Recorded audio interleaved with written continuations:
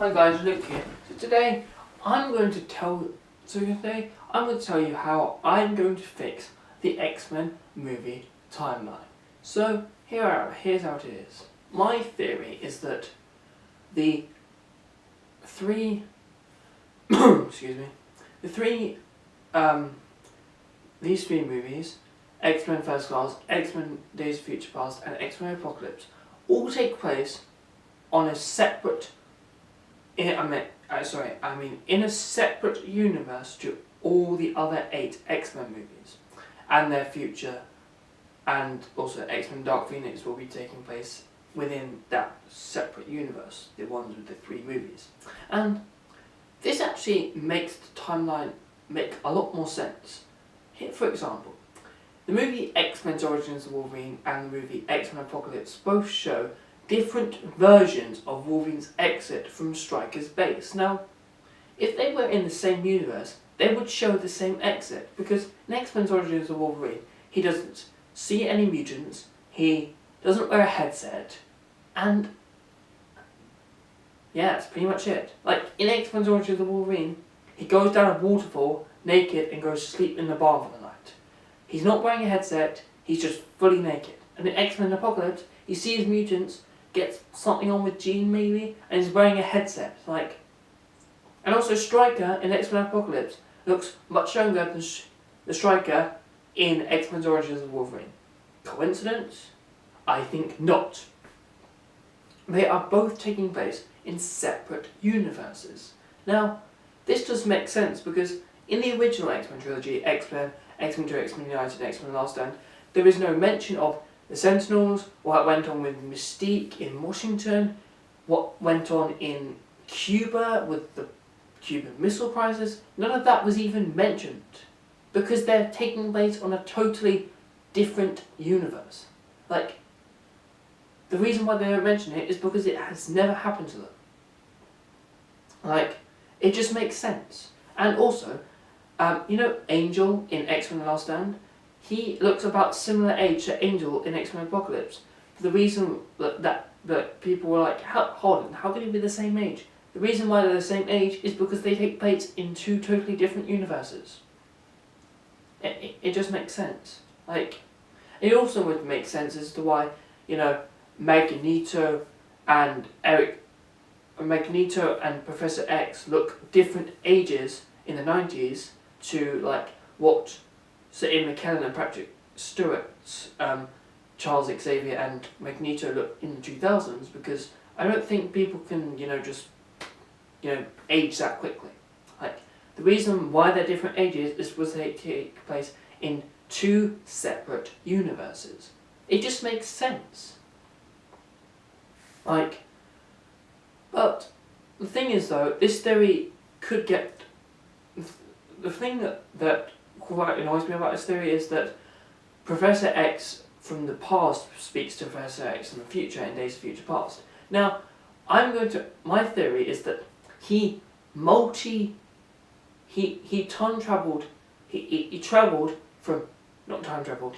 from his universe to speak to the Professor X in the other universe to help him out. And the reason why he knew about him is because Stan Lee's The Watcher, because he can, travel through different universes, told him about this other Professor X and he could guide him through it. And the reason why he went to go and see him in these dark and bleak times is because he wasn't doing anything during what was going on in 1973. But yeah, it just makes sense. He wouldn't want to do anything about it until Wolverine in the past came over to tell him, you need to help us. And then that's why he spoke to the other Professor X in the other universe using Stan Lee's, the Watcher's, powers to speak to him in the other universe. Not going through Logan's consciousness, because that's just bullshit.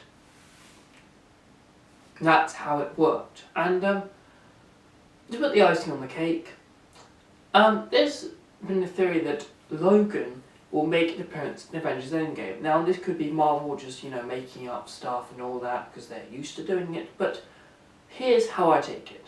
I do believe that he will make an appearance in that film because he is a Logan that survived X-Men Apocalypse and has been living a regular life until Stanley's The Watcher sent him to the Avengers universe to help them out, because he is a different Logan to the one that died at the end of Logan. Yeah, they're two different versions of the same character living in different universes. It makes a lot more sense as to how he could appear that film. Like, he did die. The other Logan died. Like, there's no way he could have come back from that. Like, he's not going to do a Superman. He's not going to get resurrected. No one in that universe, no one would have the strength or resources to try and bring him back like the Justice League did with Superman. So this further proves that there's two different versions of all these characters. It also explains why there's a bigger version of Colossus in Deadpool and Deadpool 2, and a smaller version of Colossus in the first X-Men movies. Because they're two totally different versions of the same character. They're not the same character, they're two different versions. Wait, are they two different versions? No, sorry. I'm getting confused. They're the same character. Nope, those are the same character because the Deadpool movies take place in the same universe as those movies. Sorry, they're the same character. I just made that stuff up. Don't believe about the Colossus thing. They are the same character. Right. Yeah, they're the same character. But the one thing that just makes this theory so irritating is that in Deadpool 2, the prequel X-Men appear in a cameo. Like, how is that possible? Unless they were that universe's version of them, But that wouldn't really make sense, because if they were that universe's version of them, they would be older and not younger, right? It just makes really no sense. Like, how can they be younger? I have nothing to come back against it. It just ruins this whole theory, and I really don't know how to explain it. Let's see if I can find a connection between anything else.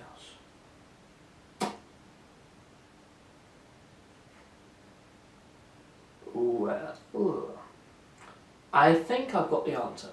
Stan Lee's The Watcher brought them from the other universe to help the X-Men, to let the Colossus teach them, because Professor X didn't teach them. But they appear.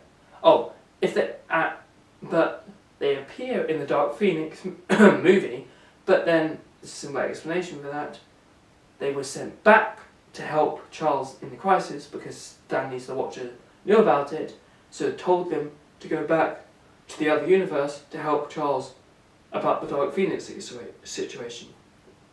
That's the only way they could appear in both universes. Yep. That's the only way. Yep. And this just helps the theory out so much. In the other X-Men movies with Quicksilver, in the movies X-Men 2, X-Men United, and X-Men Last Stand, Magneto doesn't even mention he has a son. But he hints. But then in the new movies, there's so much hints at Quicksilver being Magneto's father. He openly says it, and Magneto kind of knows it's his son. But why wouldn't he know in the other movies? Because he doesn't have a son in those movies. Quicksilver appears in another universe. Why wouldn't there be Quicksilver in the other universe? Maybe he died. Maybe Magneto just didn't have Quicksilver in the other universe. Anyway, that's how I think.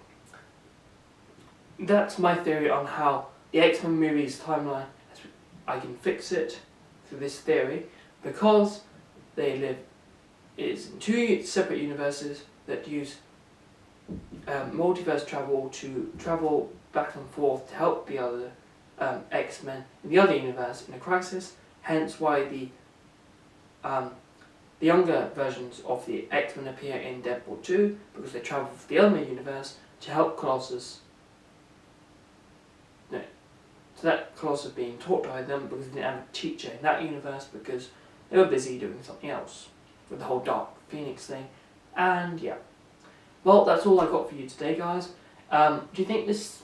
My question for you is, do you think this theory could be true? Do you think that they take place in separate universes? I think so. It fixes a lot of questions in the X-Men movies. Anyway, I've got to go now, guys. Peace.